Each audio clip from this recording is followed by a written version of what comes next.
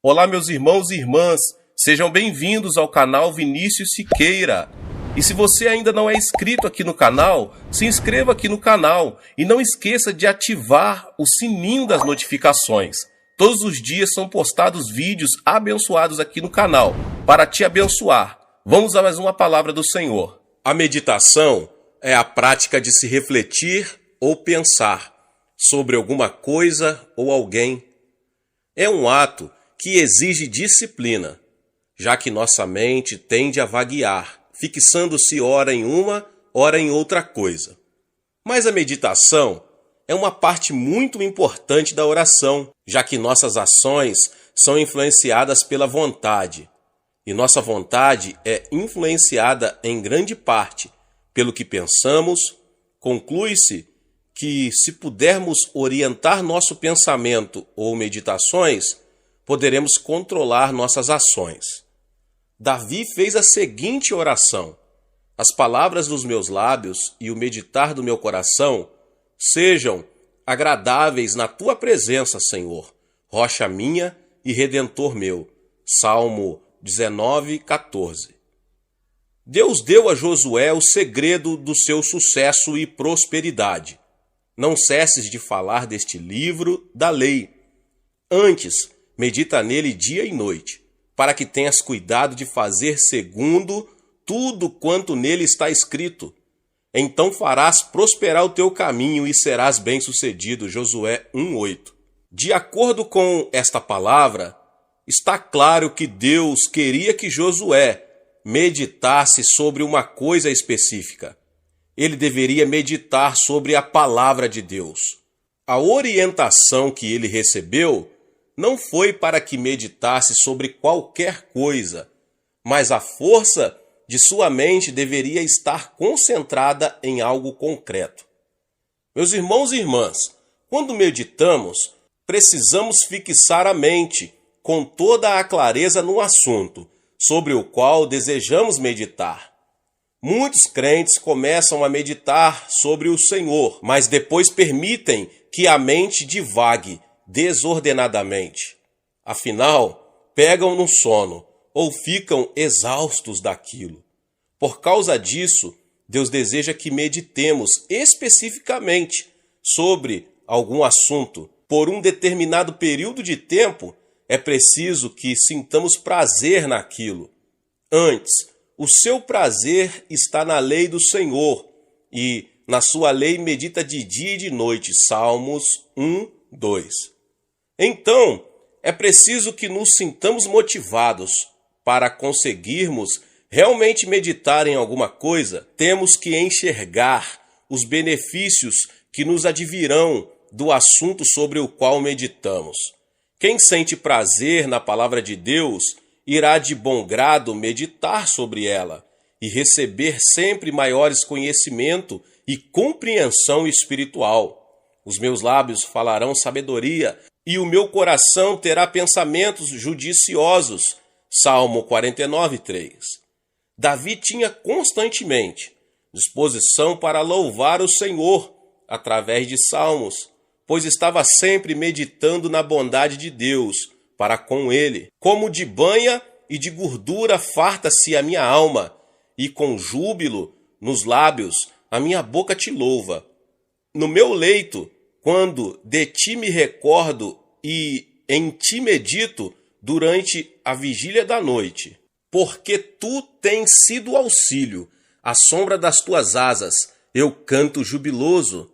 Salmo 63, 5-7. E diz também: seja-lhe agradável a minha meditação, eu me alegrarei no Senhor. Salmo 104, 34. O apóstolo Paulo também percebeu a importância da meditação. Escrevendo a seu discípulo Timóteo, ele lhe diz o seguinte: não te faças negligente para com o dom que há em ti.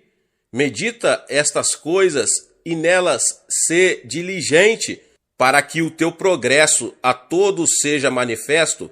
1 Timóteo 4, 14 e 15. Assim, ele instruíra a Timóteo para que se dedicasse totalmente ao ministério que lhe fora dado pelo Espírito Santo.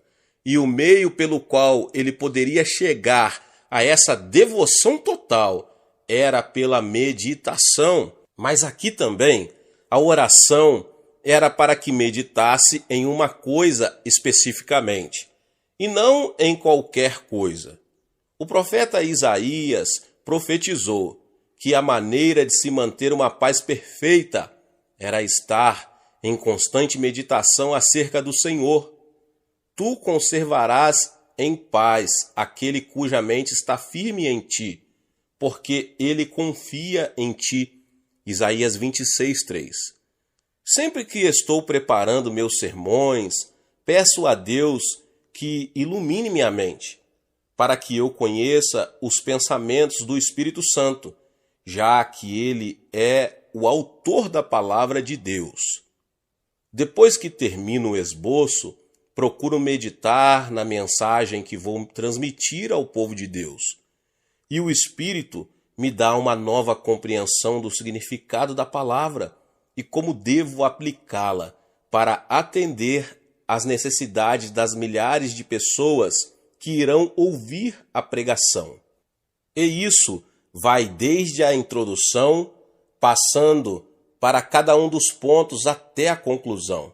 Embora dominicalmente tenhamos centenas de milhares de pessoas nos cultos, e embora a mensagem seja transmitida para diversos países pela televisão, creio que o Espírito Santo conhece a necessidade de cada indivíduo e atenderá a essa necessidade através de minha mensagem por ele ungida. E é pela meditação que fico sabendo o que devo dizer e quando devo dizer. E depois sempre me vem ao conhecimento casos de pessoas que ouviram a mensagem e receberam através dela alguma coisa de que necessitavam. Como eu soube exatamente o que deveria dizer? Eu não sabia, mas o Espírito Santo, sim, e ele comunicou aquela palavra à minha mente na hora em que eu meditava sobre o sermão. Mas eu não medito apenas nas mensagens, mas também em novas orientações e oportunidades que se me apresentam. É possível que um novo ministério pareça muito interessante à nossa mente racional, mas na verdade esconde problemas e armadilhas que surgirão mais tarde e que agora não enxergamos. Então, confio muito na paz de Deus que guardo no coração. Meus irmãos e irmãs, sempre que medito sobre alguma decisão importante a ser tomada, o Espírito Santo me orienta. Assim, quando estou agindo de acordo com a vontade de Deus, sinto essa paz que ultrapassa todo o entendimento, já que realmente ela não pode ser compreendida e muito menos explicada. Mas quando existe no projeto alguma coisa que poderá prejudicar a mim ou a obra de Deus, fico sabendo disso, pois o Espírito Santo remove essa paz e dessa forma revela o fato. Para conseguirmos meditar com sucesso, precisamos primeiramente colocar-nos diante de Deus em silêncio. Depois que permanecemos quietos durante alguns instantes, toda a agitação que geralmente cerca as pessoas muito atarefadas se dissipa, e aí estamos preparados para meditar. Tenho sentido que são precisos pelo menos 30 minutos para chegarmos a essa condição de quietude diante de Deus. E é por isso que dizemos que a disciplina é um fator muito importante para obtermos sucesso como guerreiros da oração. Não podemos permitir que os conflitos internos venham perturbar nosso espírito. Não podemos permitir que conflitos externos venham perturbar nossa paz. Para termos uma genuína experiência de meditação, precisamos manter um coração silencioso diante de Deus. Após o capítulo 39 de seu livro, Isaías faz uma interrupção bastante natural. Ele decorre de uma mudança de direção na maneira em que o profeta transmite a palavra de Deus. Quando Deus encerra as profecias de punição nesse capítulo, ele passa a consolar seu povo no capítulo 40. E esse capítulo, então, é concluído com uma exposição dos princípios divinos. Faz forte ao cansado e multiplica as forças ao que não tem nenhum vigor. Os jovens se cansam e se fatigam, e os moços de exausto caem. Mas os que esperam no Senhor renovam as suas forças, sobem com asas como águias, correm e não se cansam, caminham e não se fatigam. Isaías 40, 29 ao 31. O princípio evidente nesses versos é o de que a força natural não é suficiente para realizar a obra perante o povo de Deus. Para isso, é necessário possuir uma força que ultrapassa a da juventude e da capacidade natural. Qualquer pessoa que se dispuser a esperar no Senhor pode ser qualificada para realizar a grande tarefa que se acha à sua frente, pois a fonte de suas energias não é natural, mas sim espiritual. Existem muitas pessoas hoje em dia que se acham tão atarefadas que não dispõem de muito tempo para a oração e muito menos para esperar diante do Senhor em meditação na palavra. Assim, não conseguem ouvir a voz interior do Espírito Santo, já que ela não é muito alta. Elias aprendeu essa verdade. Ali entrou numa caverna onde passou a noite, e eis que lhe veio a palavra do Senhor e lhe disse: Que fazes aqui, Elias? Ele respondeu: Tenho sido zeloso pelo Senhor, Deus dos exércitos, porque os filhos de Israel deixaram a tua aliança, derribaram os teus altares e mataram os teus profetas à espada, e eu fiquei só, e procuram tirar minha vida. Disse-lhe Deus: Sai e ponha-te neste monte perante o Senhor. Eis que passava o Senhor, e um grande e forte vento fendia os montes, e despedaçava as penhas diante do Senhor. Porém o Senhor não estava no vento. Depois do vento, um terremoto, mas o Senhor não estava no terremoto. Um fogo, mas o Senhor não estava no fogo. E depois do fogo, um cicio tranquilo e suave. Ouvindo-o, Elias envolveu o rosto no seu manto e, saindo, pôs-se à entrada da caverna. E eis que lhe veio uma voz e lhe disse: Que fazes aqui, Elias? 1 Reis 11, do 9 ao 13. Meus irmãos e irmãs, Elias aprendeu que a orientação desejada não estava nas manifestações ruidosas do terremoto, do fogo ou do vento. Não. O Senhor lhe falou com uma voz tranquila e suave. A condição para ouvirmos a voz de Deus é ficar em silêncio e meditar na palavra. Se estivermos por demais atarefados para meditar, estaremos muito ocupados também para ouvi-lo. Contudo, não podemos encarar com descaso a questão de se ouvir a voz de Deus. Devemos sempre lembrar que tudo o que o Senhor tinha a dizer sobre temas doutrinários já o disse nas Escrituras. Então, sempre que ele nos disser alguma coisa, nunca irá contradizer a Bíblia, sua palavra revelada e inspirada. O cânone das Escrituras encerrou-se com o último versículo de Apocalipse, que conclui com as seguintes palavras: Se alguém lhes fizer qualquer acréscimo, Deus lhe acrescentará os flagelos escritos nesse livro. Apocalipse 22, 18. Um dos aspectos da meditação que eu, pessoalmente, mais aprecio é o que chamo de dar um passeio espiritual. Assim como gosto das raras oportunidades de dar um passeio a pé sem destino específico.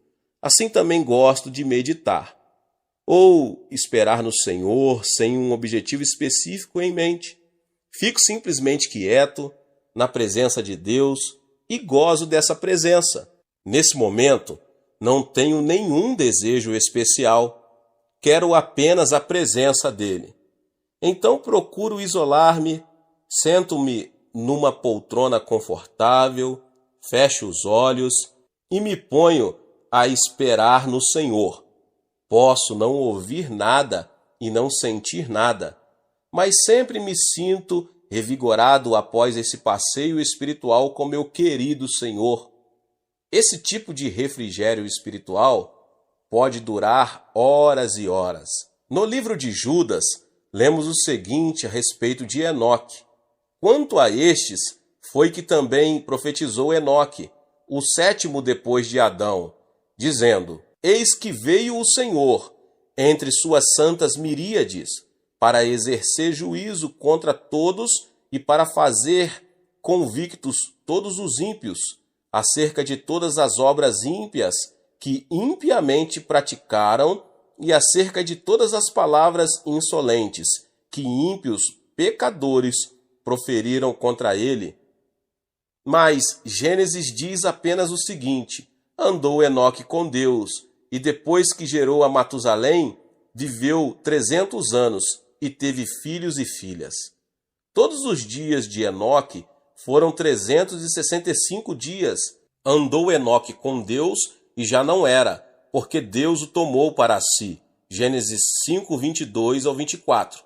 O que aconteceu com Enoque, meus irmãos? Enoque foi um profeta no início da existência humana na terra. Nessa época, os homens ainda conheciam os fatos acerca do Jardim do Éden. Isto é, sabiam da experiência de Adão, quando este caminhava com o Senhor na viração da tarde. E Enoque proferiu profecias relacionadas com uma época em que estava para vir, a segunda vinda de Cristo, para executar julgamento sobre a terra. No decorrer de seu ministério, porém, ele aprendeu a caminhar com Deus. Deus apreciava tanto o prazer que tinha na companhia dele, que diz a Bíblia, e já não era.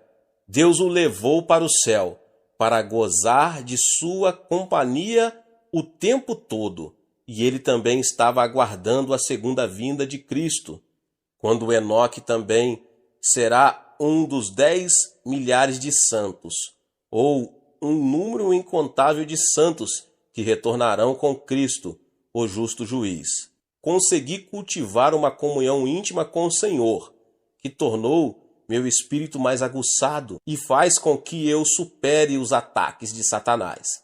Não existe nada mais importante para mim do que esse ilimitado momento de comunhão que tanto aprecio. Muitos dos membros de nossa igreja gostam de ir para o monte da oração para praticarem esse tipo de comunhão e meditação na palavra. Outros arranjam um lugar em sua casa mesmo, um lugar silencioso.